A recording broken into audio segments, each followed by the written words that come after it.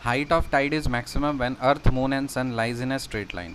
जो टाइड का हाइट है ना वो काफ़ी मैक्सिमम होगा कब, जब अर्थ सन और मून जो है एक स्ट्रेट लाइन में होंगे। Height of tide is maximum when earth moon and sun lies in a straight line. Height of tide is 1 when earth moon and sun lies in a straight line. Height of tide is maximum when earth moon and sun lies in a straight line. मैं कुछ पेड़ों के नाम बताऊंगा, आपको country बताना है कौन सा कंट्री से बिलोंग करता है। सेडार, सेडार जो ट्री है ये कहाँ पे होगा, कौन से कंट्री में, कनाडा में। सेडार, सी से सेडार, सी से कनाडा, ठीक है, सी से सेडार, सी से कनाडा। डोगलास फिर, डोगलास फिर फर, डोगलास फिर ट्री जो है ये मैक्सिको का है। Douglas fir Mexico. Mahogany, Honduras, Honduras, Honduras. Mahogany tree कहाँ पे, कौन से कंट्री का है, होंडुरास। और teak Myanmar. Cedar Canada, Douglas fir Mexico. तो वीडियो पॉज करके आप कुछ कनेक्शन बना लीजिए। Cedar Canada, Douglas fir Mexico, mahogany Honduras, teak Myanmar. Cedar Canada, Douglas fir Mexico, mahogany Honduras, teak Myanmar. Cedar Canada, Douglas fir Mexico, mahogany, Honduras, teak, Myanmar.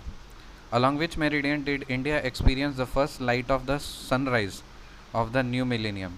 कौन से meridian में India ने experience किया पहला light of, first light of the sunrise of the new millennium.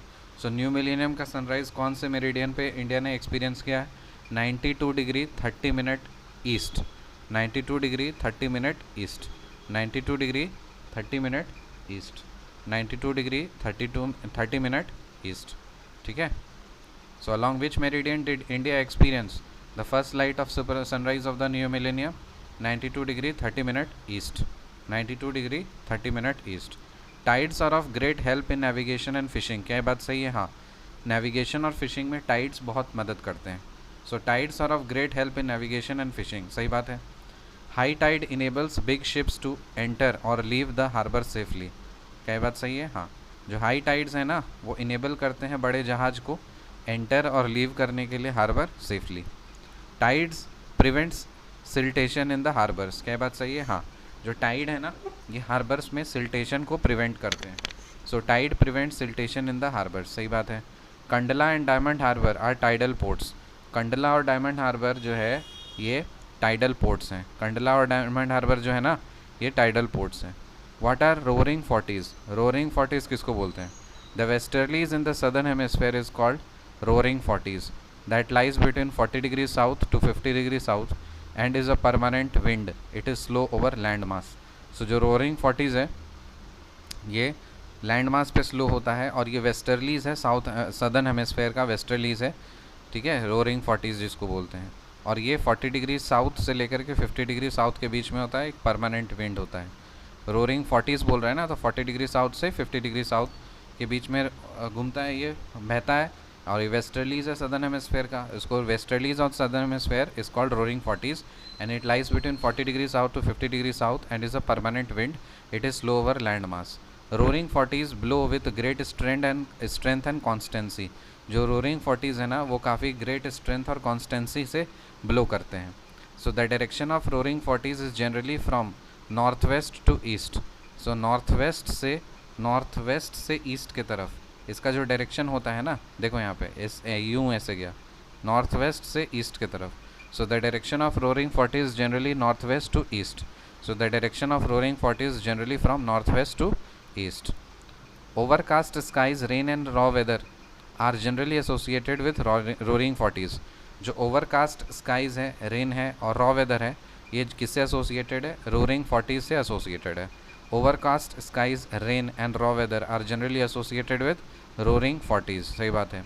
Which weather condition is indicated by sudden fall in barometer reading, तो अगर barometer reading में sudden fall हो जाता है तो वो स्टॉर्मी वेदर को इंडिकेट करता है। अगर बैरोमीटर रीडिंग में सडन फॉल हो जाता है तो वो स्टॉर्मी वेदर को इंडिकेट करता है। So which weather condition is indicated by sudden fall in barometer reading, stormy weather. Who was the first to state that the earth was spherical? Aristotle, 340 BC। किसने सबसे पहले बोला कि अर्थ जो है वो स्फेरिकल है, अरिस्टोटल ने बोला था 340 BC में। Who was the first to state that the earth was spherical? Aristotle. कब बोला था? 340 BC में।